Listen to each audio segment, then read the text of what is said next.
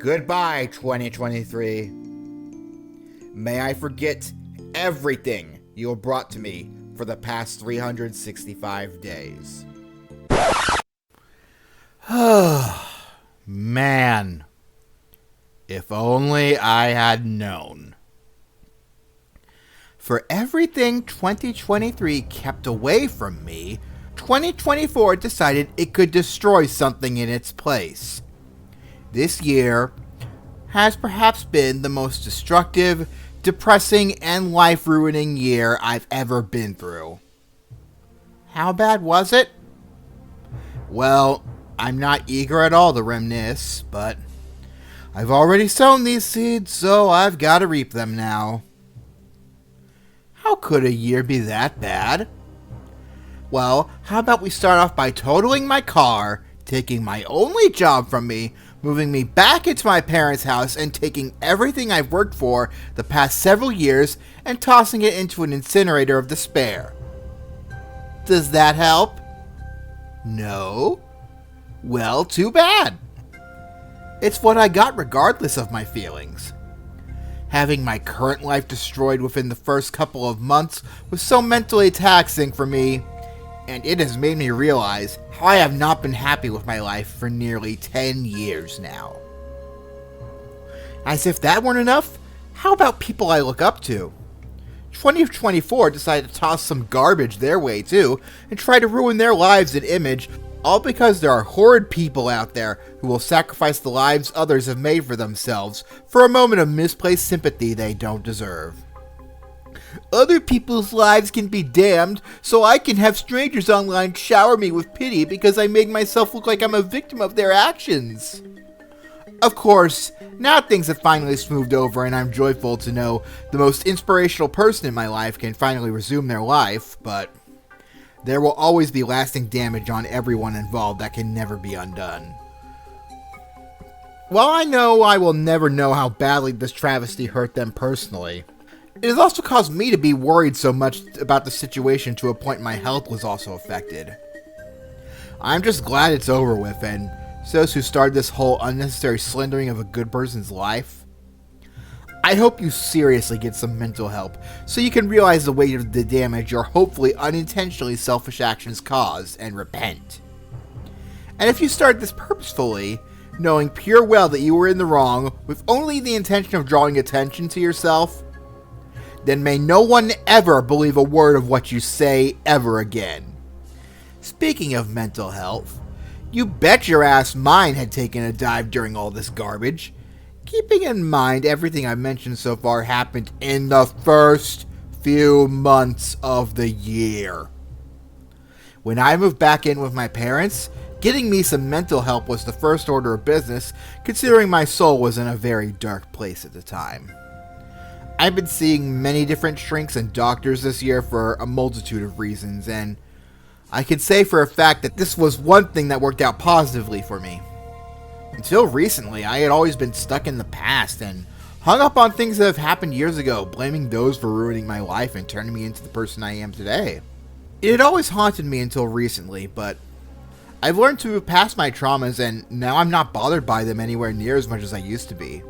This, I feel, was the real only true positive outcome of any of my endeavors this year. I'm still seeing some doctors, but nowhere near as frequently as I was earlier since I've made such significant progress in healing from the past. Of course, now my focus is on the present, which is still an uncontainable dumpster fire of catastrophic proportions. But me and my therapist are currently working to rectify my social anxiety. Well, I at least hope it's working. I don't feel like I've made any progress yet, but I remain hopeful. It's about all I can do, sadly. Nothing is more sad, however, than my current social situation. The other people in my inner circle are advancing forward in life and going their own ways with varying degrees of success. Because of this and how far apart we all physically are, I'm worried every day of how far apart we've been becoming over time.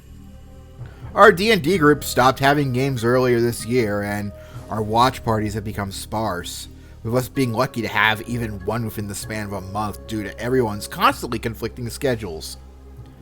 In short, I believe I've had less than 5 total recreational trips out with friends this year, which is a new all-time low. I get and totally respect that everyone has their own responsibilities and things to take care of, but I can't help but be crushed by the overly oppressing feeling of loneliness that this creates. If there's one thing I'll never run short of, it's crushing loneliness. I've given up on trying to meet people through online means, as I know it will result in me being ghosted unless I've met them in person, and I know that from years of experience. Hell, I'm pretty sure I'm going through that right now. The one person who replied to me late in the dating app, several months after I finally left, has decided within the last week, and within, the first hour of us meeting, that now's the time to ghost me forever. Good job. And this goes for both dating and just trying to make friends. There's an event I'm going to in a couple of days as of writing this, so hopefully that will go well and future Sean can replace this section with a positive story and not just throw in an edit at the end here detailing that it sucked and my hopes for the future have been crushed again. Editor's note: my social anxiety caused me to leave before meeting anyone, so I can confirm it did not go well, and my hopes for the future have been crushed again. Don't ask me about how my career or job hunting has been. All I've learned over time this year and from past years is that I can't get a good job, and the people whose job it is to help me get a good job are either incompetent or don't actually do their own jobs. All I will say is that it's an enormous headache, and people in power with money don't care to make life actually livable for anyone below them if it would come at their expense. While on this tangent, I will say I loathe being political, and shall withhold a lot of things I would like to say about certain events this year that I have strong opinions about. However, I'll make sure to say that Twitter has become a hate-festering, fear-mongering cesspool for the most vile kinds of people, and I am glad to have left. I will also state that Elon Musk is a selfish fool who is slowly but surely destroying the lives of everyone. To put it bluntly, billionaires are inhuman monsters who treat other people's lives like objects. Money and power corrupts, and those with too much of it will kill the hopes and dreams of those who simply wish to have enough to exist. These are just a few of the thoughts and feelings that regularly plague my mind. The most sound solution would be, of course, not to think about it, but how could you not think about something as inescapable as everyday life constantly reminds you of?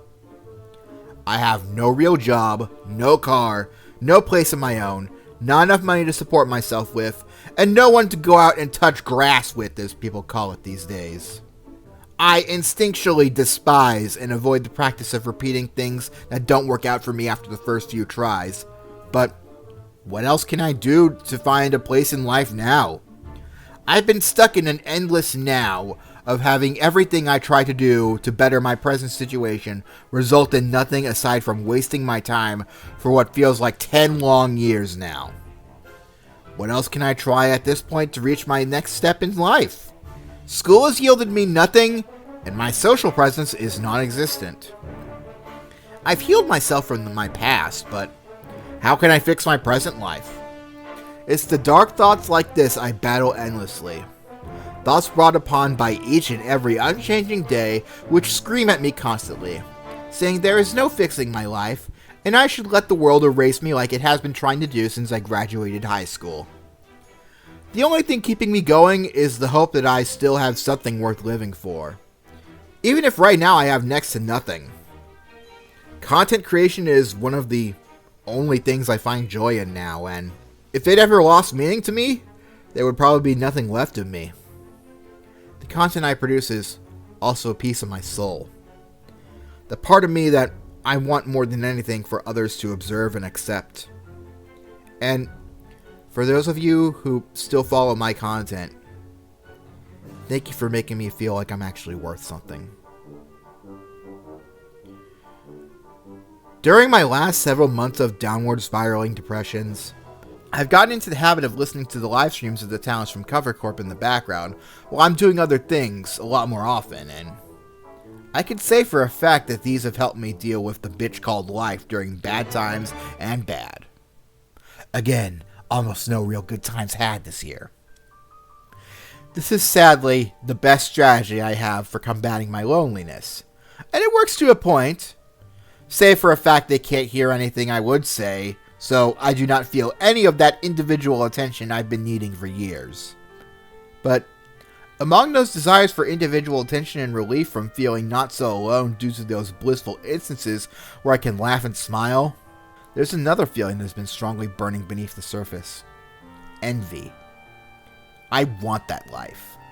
To have a chance to reach tens upon thousands of people or more by doing things I find fun and help brighten their day even a little.